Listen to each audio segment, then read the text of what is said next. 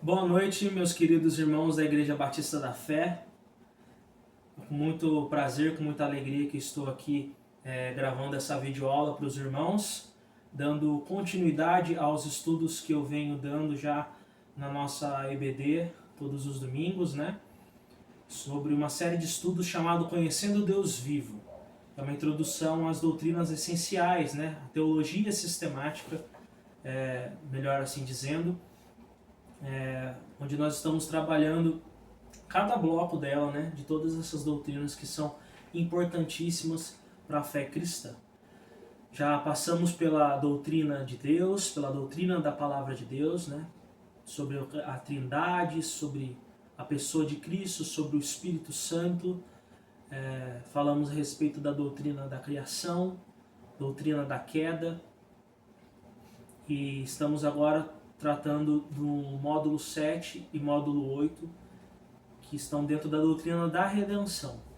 Então, no módulo 7, eu trabalho a doutrina da redenção no seu aspecto individual, ou seja, de como Deus age na vida de cada crente, como que Deus salva e como que essa salvação ocorre na vida de cada crente, né? E depois, no próximo bloco, eu tratarei da redenção coletiva, ou seja, a doutrina da igreja, de o que é a igreja, a natureza da igreja, como ela opera, como ela se desenvolve e o que Cristo espera da sua igreja, né? Então hoje nós estamos na terceira parte da doutrina da redenção, do aspecto da salvação dos indivíduos de cada crente, né? Então na nossa primeira aula desse bloco, nós falamos a respeito dos vários aspectos da salvação. Na segunda aula, sobre a justificação pela fé, e hoje falaremos sobre o desenvolvimento da salvação. Então vamos fazer um breve resumo, né? Mas antes disso vamos orar, é claro. Senhor nosso Deus e nosso Pai, eu oro a Ti, Senhor, para que o Senhor, ó Pai, use, Senhor, esse material que eu estou gravando, essa videoaula, para abençoar a vida dos meus irmãos, dos meus alunos e também de toda a igreja, Senhor. Que todos, ó Pai, possam ser abençoados e edificados, apesar, Senhor, das minhas dificuldades, ó Pai, e também da dificuldade com a produção desse material, mas eu sei que o Teu Santo Espírito é capaz, ó Pai, de trabalhar, ó Pai, poderosamente na vida dos meus irmãos, apesar, Senhor, das minhas dificuldades. Peço que o Senhor me use nesse momento, que eu seja fiel à Tua palavra somente, ó Pai, seja usado por ela, Senhor, para que os meus irmãos possam desenvolver a salvação deles com temor e tremor, ó Pai. Essa é a nossa oração, em nome de Jesus. Amém.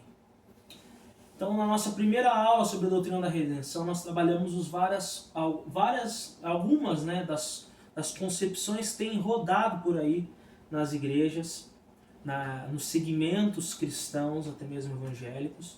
Nós vimos várias propostas, e como essas propostas, essas ideias de salvação, que foi desde o que nós fomos salvos até da maneira como nós devemos ser salvos, né?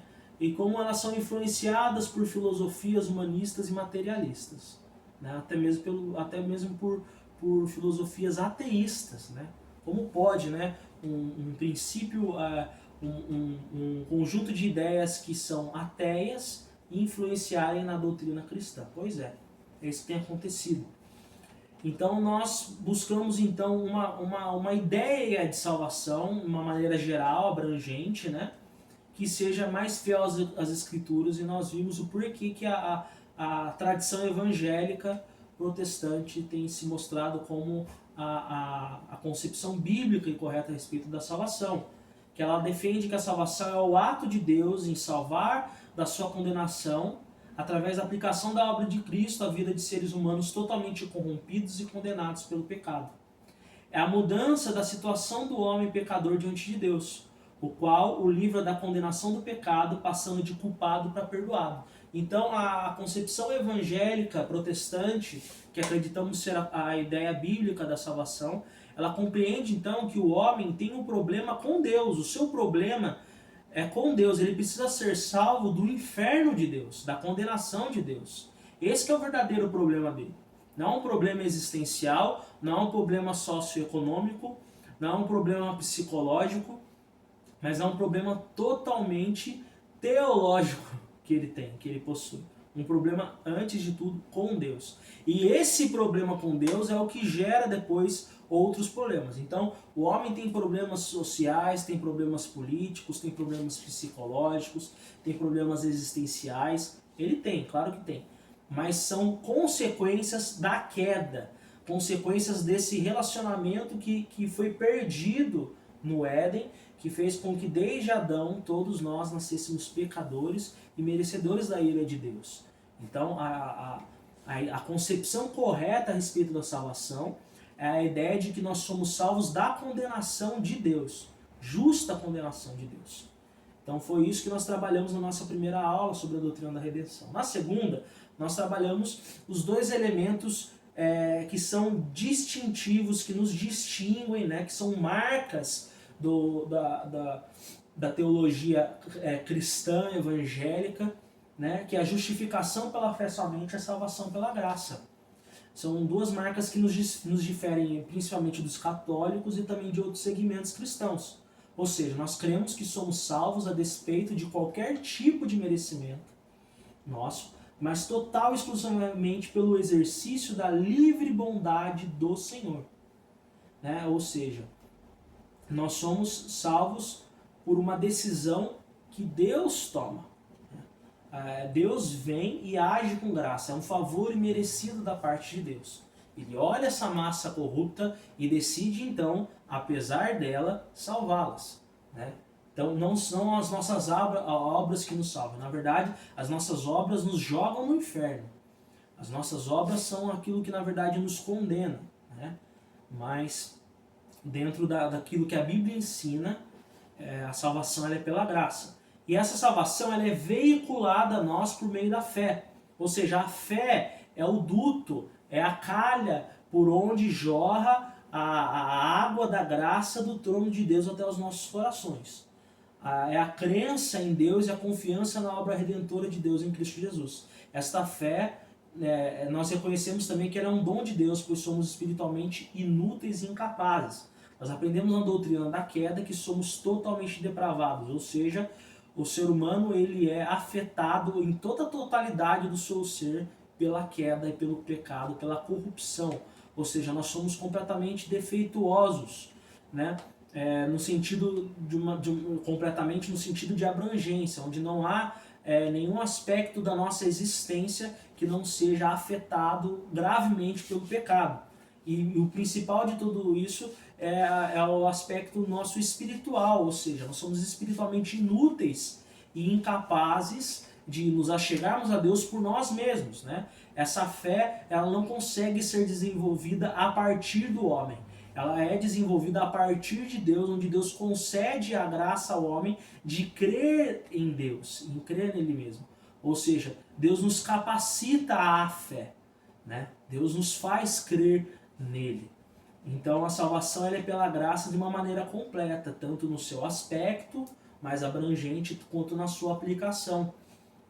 Então entendemos isso, que nós somos justificados pela fé, ou seja, nós somos declarados justos diante de Deus, pelos méritos de Cristo, ou seja, Cristo nos substituiu naquela cruz, né? Fez a nossa vez, expiou os nossos pecados, né? Apagou os nossos pecados, removeu os nossos pecados naquela cruz, e foi a nossa propiciação. Então trouxe para nós, nos fazendo com que Deus fosse propício a nós. Então essa barreira de inimizade que tínhamos com Deus, que é o pecado, que nos afastava de Deus, foi então resolvido através do sacrifício de Jesus, onde a justiça de Cristo, então, ela é imputada sobre o crente por meio da fé. O crente recebe esses benefícios da cruz por meio da fé. A fé é por onde vem esses benefícios, é o meio por onde vem. Então nós somos salvos pela graça, mediante a fé. Isto não vem de nós. É dom de Deus, não de obras, para que ninguém se glorie. Que fique bem claro. Feito então esse resumo sobre a aula 1 e a aula 2, vamos então à aula de hoje, propriamente dita. Né?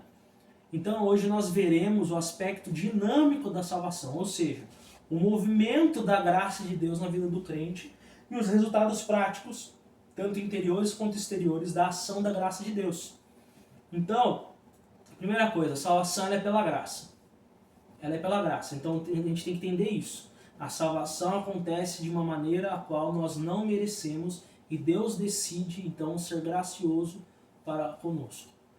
E essa salvação ela pode ser vista em dois aspectos, que é o aspecto estático, que foi o que eu acabei de falar, da justificação pela fé. Esse aspecto estático possui também subaspectos de maneira legal e objetiva.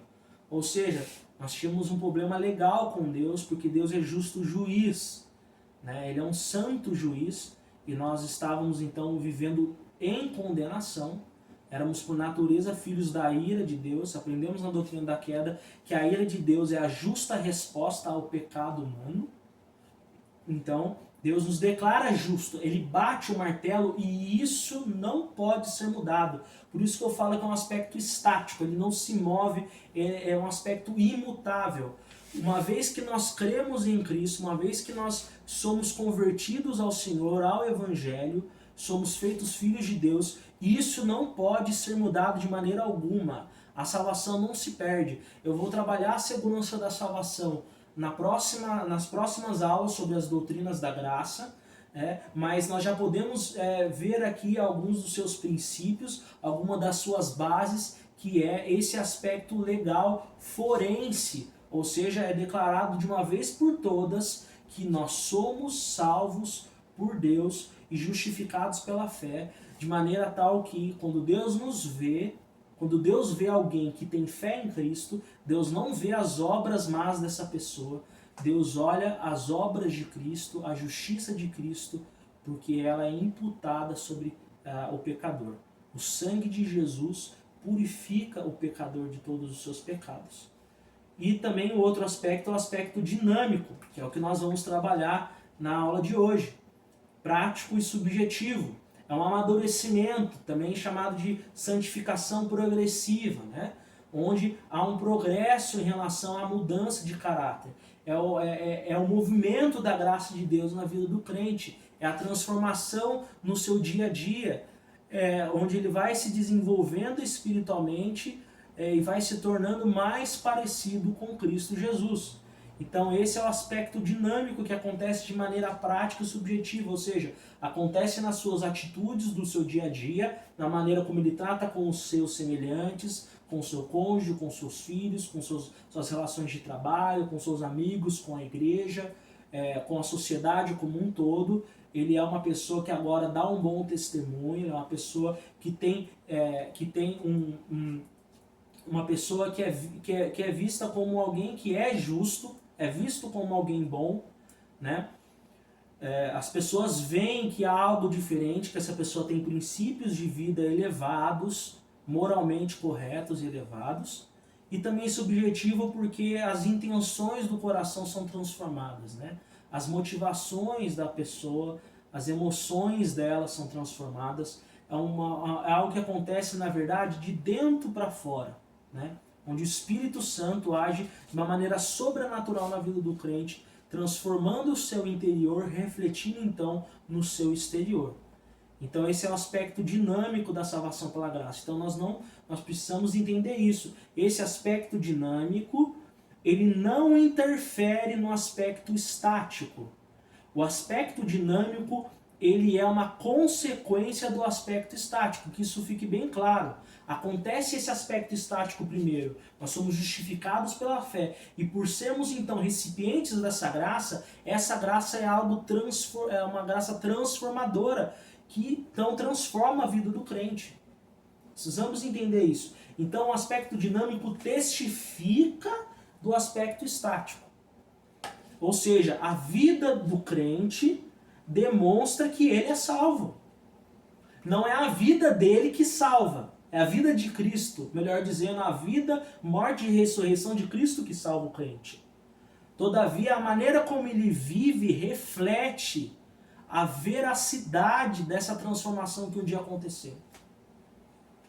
As pessoas precisam olhar para a vida do crente de uma maneira tal que elas percebam que nele habita um Deus que é vivo.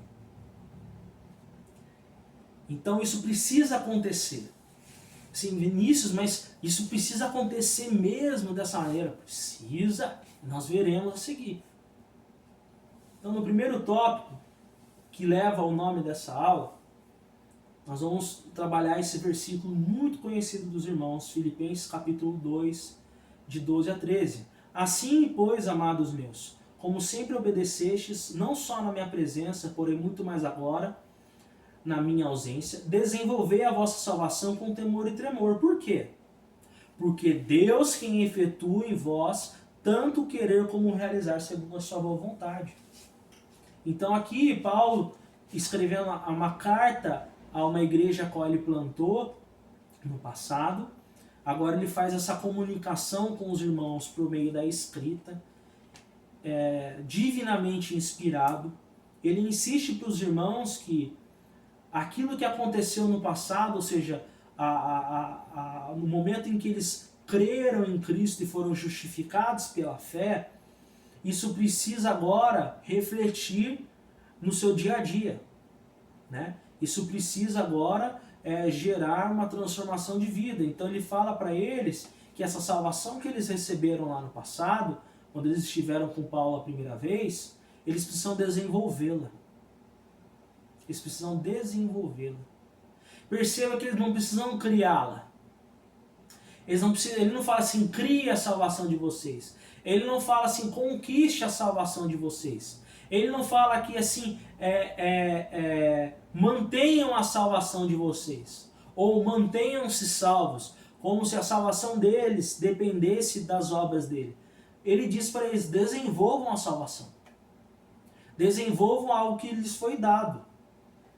E com temor e tremor.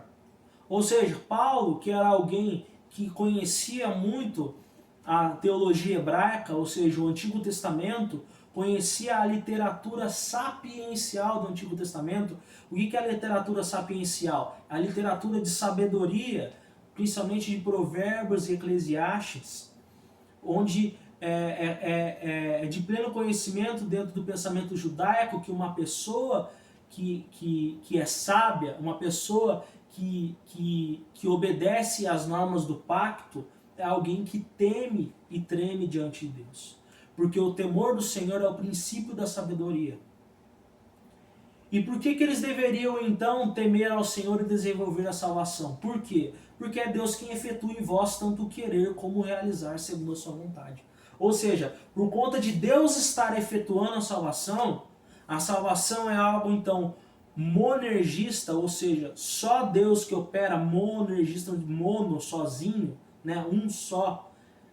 Ele que opera sozinho essa salvação, e por conta dele estar operando, essa salvação precisa refletir no dia a dia dos filipenses, bem como no dia a dia de todos aqueles que creem em Cristo, que foram objetos do amor e da graça do Senhor.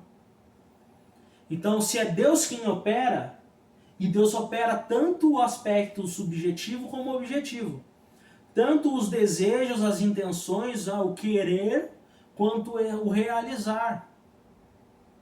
Então perceba se a salvação é algo que Deus faz, é algo que irá acontecer. Então o desenvolvimento da salvação é uma garantia na vida do crente. Todo crente pode e deve amadurecer no seu caráter. Porque é isso que a Bíblia nos ensina. Se é Deus quem efetua, é algo que vai acontecer. Então o amadurecimento do cristão é necessário, pois este é um resultado da ação divina. A graça de Deus gera movimento de caráter, ou seja, o qual deve progredir em qualidade, tendo como objetivo a imagem de Cristo. Podemos perceber neste versículo que uma pessoa salva por Jesus é alguém que deseja ser santa, né? Tanto o querer, ela deseja. Então, meu irmão, se você está tendo dificuldades na sua vida, na sua caminhada cristã, se você está lutando com pecados, mas você está lutando, você está desejando vencer isso? Sabe por que você está desejando, por que você está querendo? Porque você é salvo. Porque um dia Deus efetuou a salvação dentro do seu coração.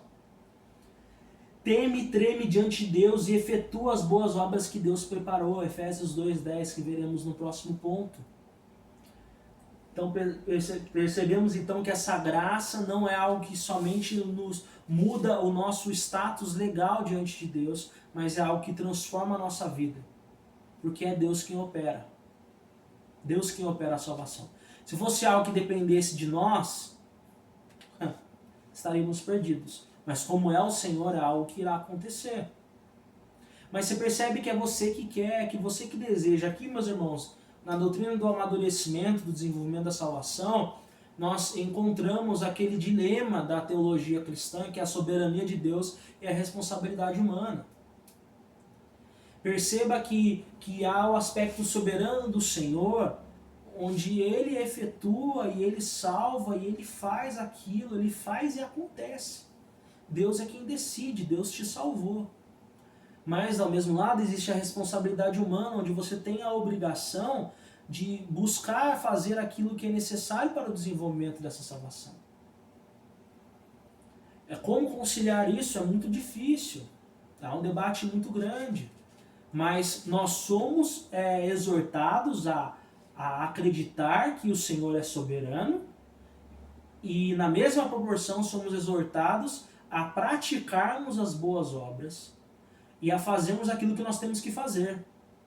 Então a soberania de Deus não anula a responsabilidade humana e a responsabilidade humana não anula a soberania de Deus. Então nós estamos sempre resguardados pela graça de Deus, todavia somos sempre responsáveis pelos nossos atos. É algo difícil, mas quando você entende que você não vai entender, mas que você precisa praticar, você é liberto. Você é liberto dessa crise. Você passa então a confiar mais na soberania de Deus, para que quando na sua responsabilidade você venha a falhar, você consegue então ser encorajado por essa graça soberana e levantar a cabeça e seguir no caminho. Então que fique isso bem claro. Nós devemos desenvolver a nossa salvação porque é Deus quem efetua isso em nós. E tanto esse desejo quanto a realidade de que vamos conseguir fazer isso, nós devemos ao Senhor. Segundo ponto, a prática das boas obras, né? Pois somos feituras dele, criados em Cristo Jesus para boas obras, as quais Deus preparou de antemão para que andássemos nelas. Perceba então que alguém que vive em novidade de vida, né? O crente vive uma novidade de vida a partir de sua salvação, onde agora ele encontra um propósito de vida, de não mais viver para si mesmo, mas viver em piedade, em amor a Deus e em amor ao próximo. Perceba então que nós somos criados, né, em Cristo Jesus, nós somos feitos novamente, nós nascemos de novo, né? Mas para quê? Para a gente ficar em casa? Se fazer nada? Ou para a gente viver a mesma vida que a gente vivia antes de termos a Cristo? Não. Nós fomos criados para boas obras. E essas boas obras não são coisas aleatórias. Não são coisas que estão por aí. Foram coisas criadas de antemão por Deus, preparadas por Deus para que nós andássemos nelas. Então perceba que o crente, ele tem que viver essas boas obras. E elas são determinadas por Deus. Ou seja, o crente ele não deve fazer aquilo que ele acha que é certo, aquilo que ele acha que é boa obra, mas aquilo que Deus determina que é certo, a vontade do Senhor. E como que a gente pode saber a vontade do Senhor? Como a gente pode saber quais são essas boas obras? Foi o que nós vimos no nosso sermão de terça-feira. Santifica-os na verdade, a tua palavra é a verdade. Assim como tu me enviaste ao mundo, também eu os enviei, né, ao mundo, e a favor deles eu me santifico a mim mesmo, para que eles também sejam santificados na verdade. Percebe então que essas boas obras têm uma íntima ligação com a palavra de Deus. E essa santificação que tem que acontecer na nossa vida, esse amadurecimento e essa nossa separação com o mundo, é algo que acontece pela palavra de Deus, e a palavra de Deus é a verdade. Então, Vinícius, o que eu preciso fazer? Quais são essas boas obras? Estão na palavra de Deus. É o contato com a verdade que vai te dar a capacidade crítica de julgar aquilo que é bom e aquilo que é mal. É o que nós chamamos de cosmovisão. É a maneira como nós enxergamos o mundo e desejamos que o mundo seja. Então, quando você crê na palavra de Deus e medita na palavra de Deus e tem a sua mente saturada pela palavra de Deus, você então adquire um óculos pelo qual você enxerga o mundo agora pela perspectiva do Senhor revelada em sua palavra. Então, essas boas obras que nós devemos caminhar, nós a conhecemos pela palavra de Deus, que é a verdade. Então, há essa intimidade. Não são bondades aleatórias soltas por aí. Elas estão concentradas na palavra de Deus, que é a verdade para a nossa vida. Entendemos isso então? Algo extremamente importante no desenvolvimento da salvação é a prática das boas obras. Nós sabemos aquilo que é boa obra como?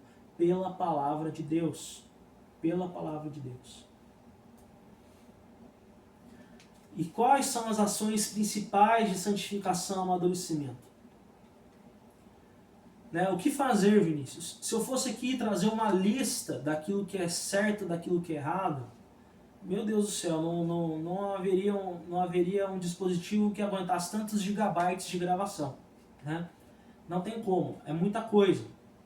Mas nós temos, a Bíblia nos dá, de maneira exaustiva, sim, os princípios. Né?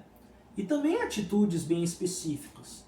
Então aqui eu vou trazer 4 ações principais que, se bem desenvolvidas, se bem estabelecidas na sua vida, na sua rotina, vão te ajudar também nos seus outros afazeres, nas suas tomadas de decisões e na maneira como você lida com os seus relacionamentos com as pessoas, seja matrimonial, seja entre familiares, nas suas relações de trabalho e tudo mais. Né? Nós poderíamos ter aulas mais específicas sobre a santificação no casamento, né? O amadurecimento do crente na vida familiar, o cristão e o trabalho, né? O cristão e a sociedade, o cristão e seu relacionamento com o Estado. Né? Aí nós entraríamos em estudos de cosmovisão, né? De vida cristã e cosmovisão. Mas hoje eu quero trazer uma aula de uma maneira geral, então vou trazer aqui princípios básicos e elementares nesse processo de santificação e de amadurecimento. E qual que é o primeiro? Não é uma lista em ordem de prioridades, tá, irmãos? Digo primeiro no sentido do qual eu coloquei primeiro. A comunhão dos santos. Muito tem se falado aí hoje sobre o movimento dos desigrejados, que são pessoas que têm diversas reclamações, e muitas delas são até justas, em relação a decepções que elas tiveram com muitas igrejas e com muitos pastores. Né? E elas resolveram então, ao invés de tratar esses problemas ou procurar igrejas saudáveis, resolveram se rebelar contra a igreja do Senhor e tentar um estilo de vida desassociado da comunhão com os santos. São os famosos desigrejados, pessoas que têm uma carreira solo no Evangelho, né? Vivem sozinhos e geralmente são pessoas que gostam de criticar bastante a igreja, falar muito mal da noiva de Cristo. Isso não é bíblico, isso não é saudável, isso não é piedoso. Você não combate um pecado com outro pecado. Né? Então, a comunhão dos santos é algo essencial para a vida cristã. É uma das boas obras que Deus preparou para que nós andássemos nelas. Então eu trago esse versículo para os irmãos em Hebreus 10, 24 e 25. Consideremos-nos também uns aos outros para nos estimularmos ao amor e às boas obras. Não deixemos de congregar-nos como é costume de alguns. Antes, façamos admoestações e tanto mais quanto vedes que o dia se aproxima. Então perceba aqui como que o autor de Hebreus exorta os crentes a que eles considerem uns aos outros e se autoestimulem, né? Ao amor e ao quê? E às boas obras, ou seja, há essa necessidade que o crente tem de estar encorajando um ao outro. Perceba que não tem espaço para carreira solo. Claro que há muitas coisas onde você viverá em secreto com o Pai, nos seus momentos de oração, de leitura da palavra, muitas indagações do seu coração, muitas crises, muitas coisas você acabará vencendo sozinho ou deverá vencer sozinho mesmo. Há um aspecto sim, de solitude na vida cristã, com certeza, um aspecto individual com o Senhor. Mas isso não é o modo de viver do crente. O modo de viver do crente é a vida da igreja. É a comunhão dos santos, onde um estimula o outro ao amor e às boas obras, onde quando eu estou desanimado, alguém vem e me anima, onde quando eu vejo que meu irmão está em pecado, eu vou e encorajo a abandonar aquele pecado e voltar para o caminho de Deus, onde as famílias se fortalecem umas às outras. E ele fala, não deixemos de congregar-nos, como é costume de alguns. Perceba que já tinha desigrejado ali, né? Esse versículo nos ensina que é pecado não congregar. É pecado não estar unido como igreja. Claro que neste momento de quarentena, né, nós não estamos em pecado, porque é uma situação atípica, uma situação extraordinária, fora do comum, onde, por respeito às autoridades, ao que é ensinado nas escrituras também,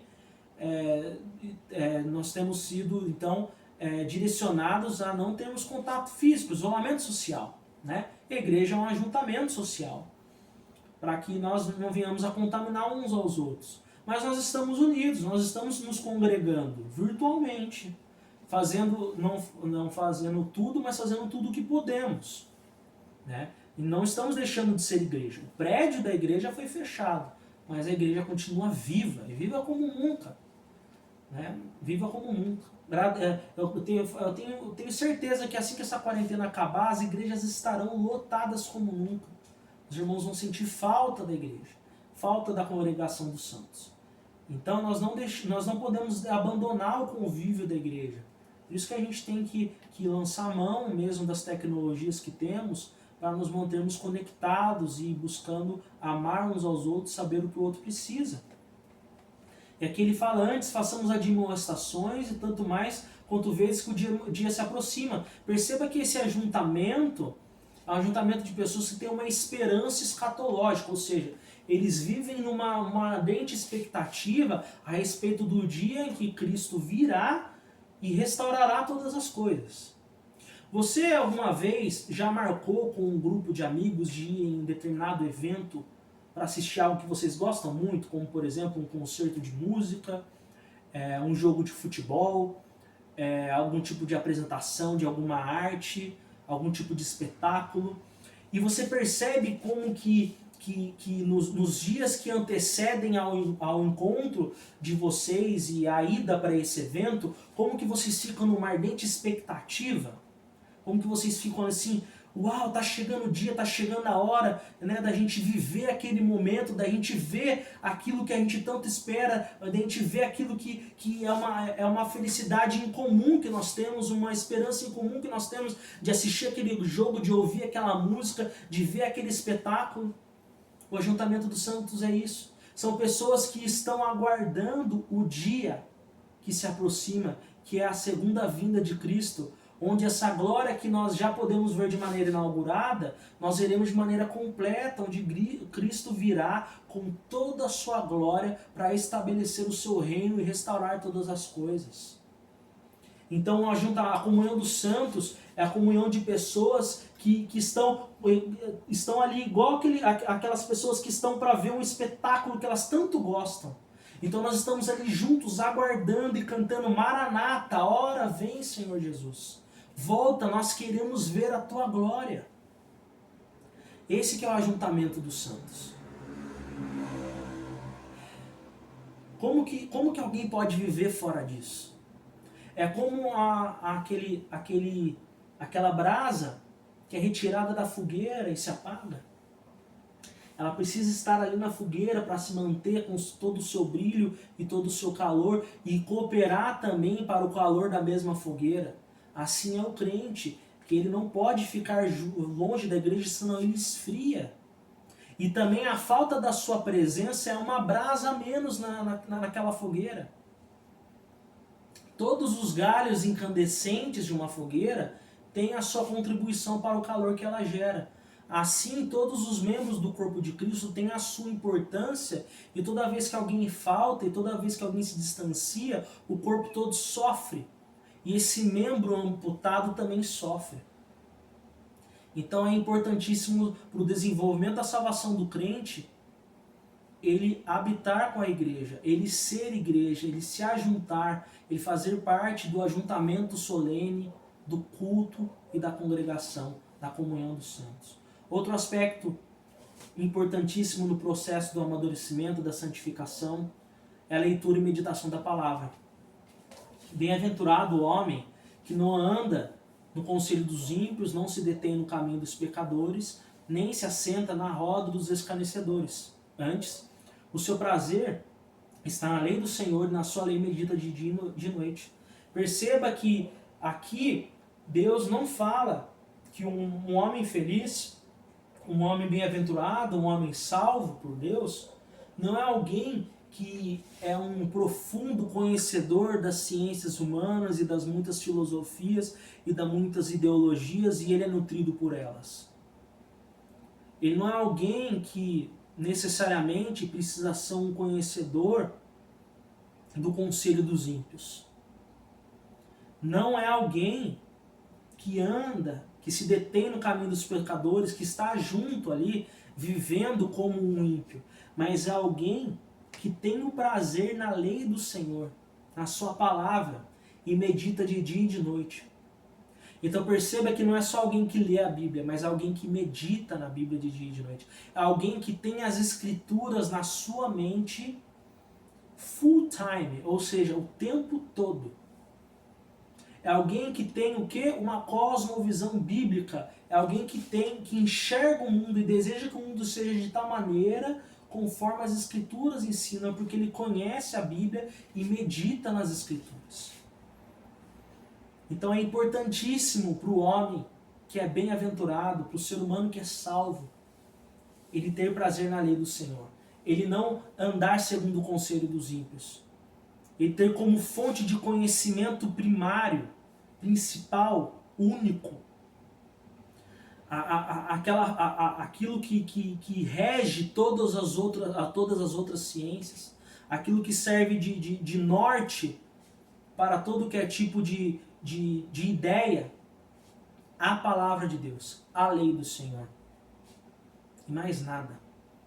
Nós aprendemos na doutrina da Escritura que a palavra de Deus é suficiente, ou seja, ela possui todos os recursos, todas as informações que nós precisamos para viver de uma maneira que agrade ao Senhor, para vivermos piedosamente.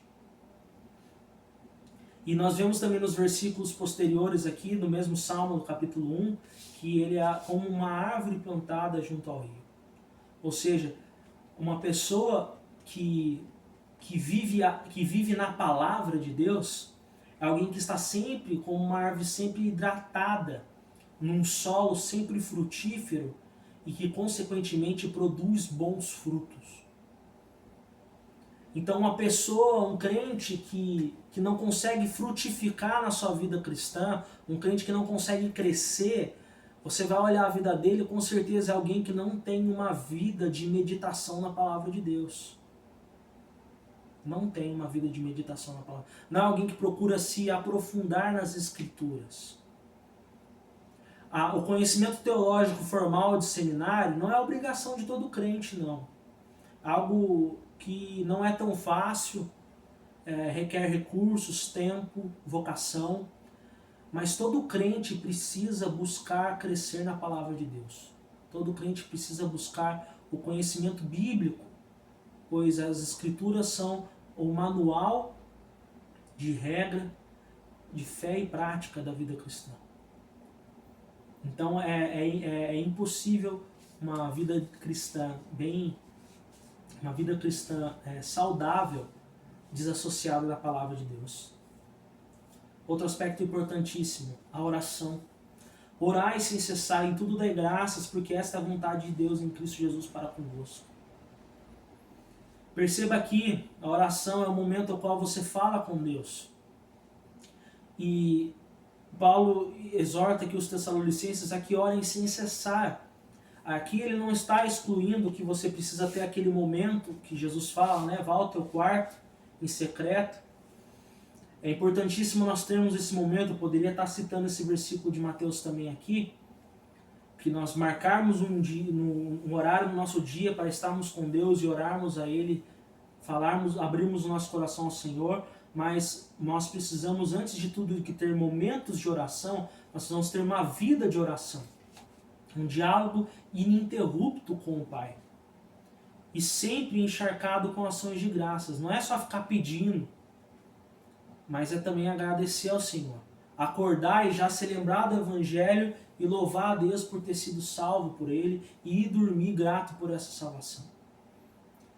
E perceba aqui que esses dois elementos da leitura e meditação na palavra e a oração estabelecem então um diálogo no nosso relacionamento com Deus.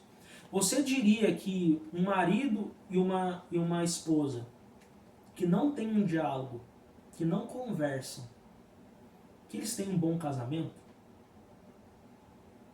Pessoas que não têm um bom diálogo podem ser reconhecidas como pessoas que têm um bom relacionamento? Então, se você não lê a palavra e não medita na palavra, Deus não fala com você. E se você não ora, você não fala com Deus. Se você não fala com Deus e Deus não fala com você, é porque você está com o seu relacionamento com Deus com vários problemas. Talvez você nem tenha um relacionamento com Deus. Isso é muito sério, meus irmãos. Não existe um bom relacionamento sem diálogo. O que é um diálogo? Diálogo é uma comunicação de mão dupla, onde um fala e o outro fala também. Então, se você não ora, você não fala com Deus. Se você não lê a Bíblia e não medita na palavra, Deus não fala com você. Então, não tem relacionamento.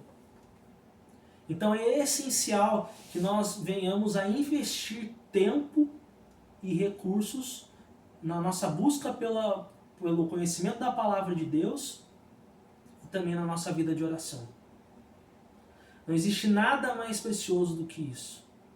Não existe um bom relacionamento com Deus sem um diálogo. E não existe diálogo com Deus sem leitura bíblica e sem oração.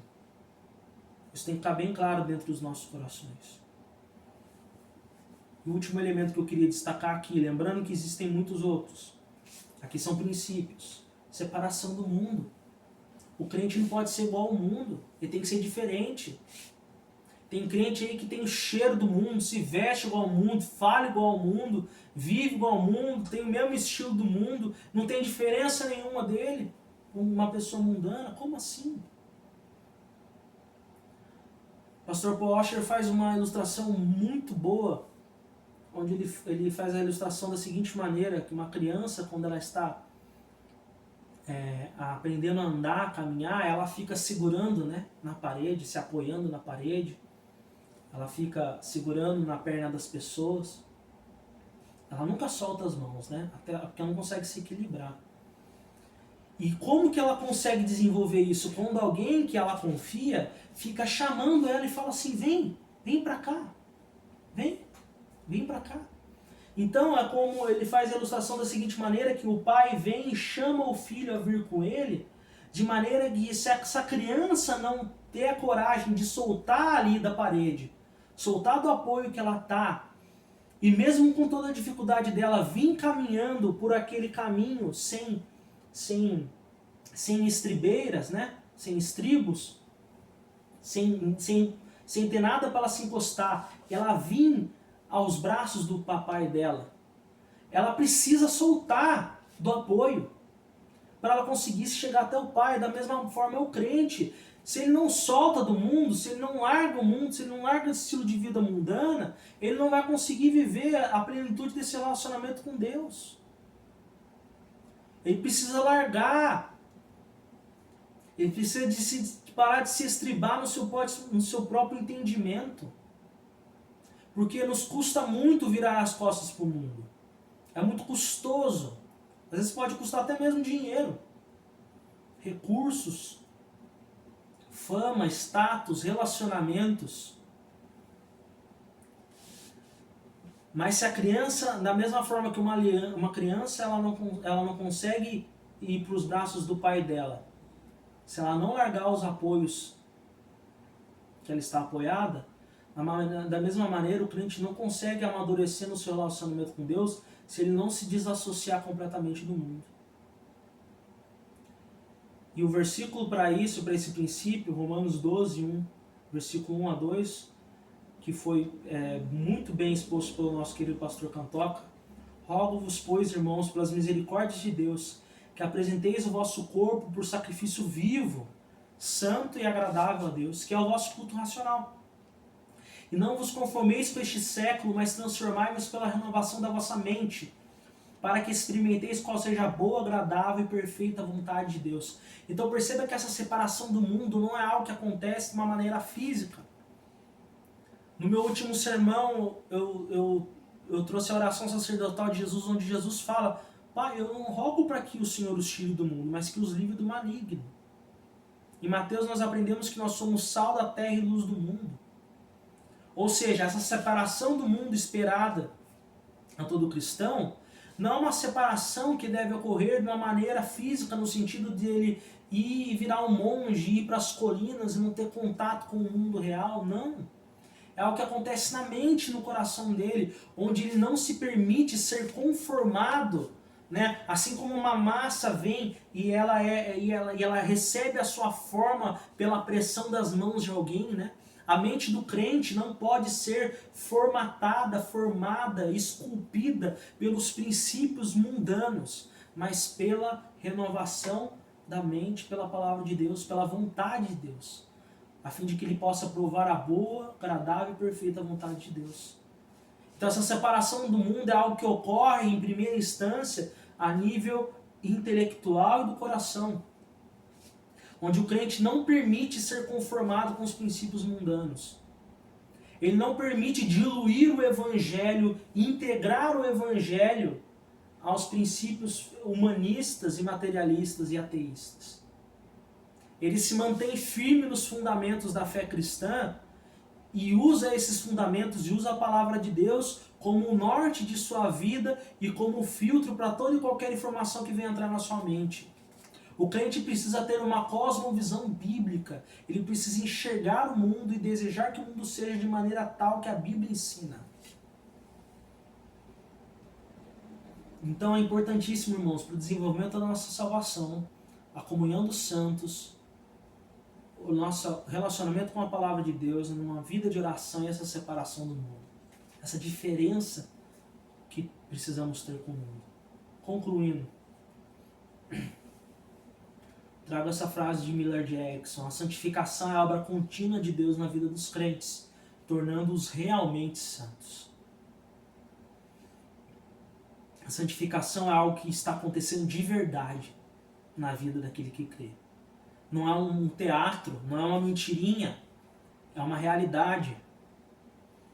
O pastor Flávio ele traz essa ilustração, né, com seus netinhos, de que no dia que o netinho dele nasceu, ele já fez essa ilustração com os dois, né, tanto com o Tito quanto com o Levi, eles tinham ali aquele jeitinho de ser, de recém-nascido, né, aquele tamanhinho, aqueles traços do rosto, aquela forma, aquele peso. Mas depois de um tempo, ele viu de novo e viu que ele estava um pouquinho maior, estava mais pesado, estava com o rostinho já mudado, cabelo crescendo. Era a mesma pessoa, mas desenvolvida. E depois ele foi ver, estava maior ainda, até o ponto que já estava em pé, andando e correndo para lá e para cá. Da mesma forma, e esse desenvolvimento que ele vê, a criança, é a prova de que um dia essa criança nasceu, de que essa criança está viva. O crescimento físico é uma prova de que alguém nasceu e de que alguém está vivo.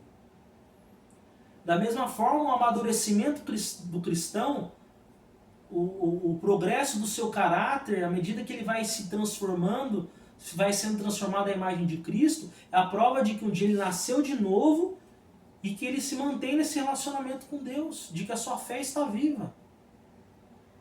É importantíssimo isso, irmãos, nós refletimos sobre isso. O amadurecimento é a prova da realidade da nossa salvação em Cristo Jesus. O que nos garante a salvação é a cruz, mas os efeitos dessa cruz devem ser vistos na nossa vida.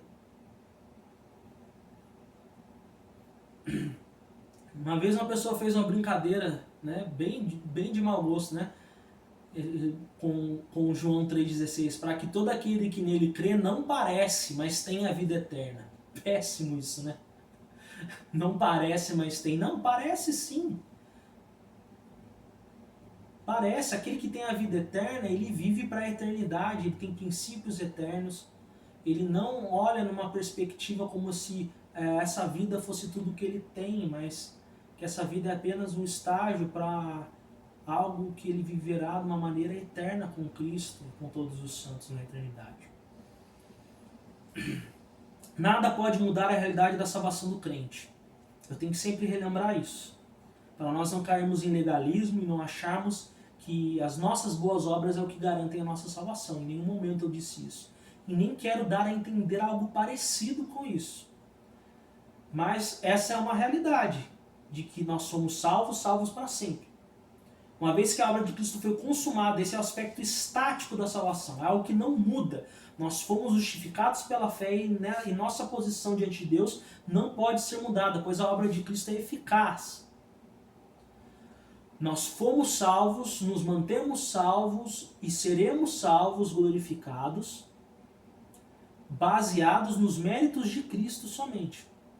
E eu trago esse versículo de Romanos 8, versículo 1.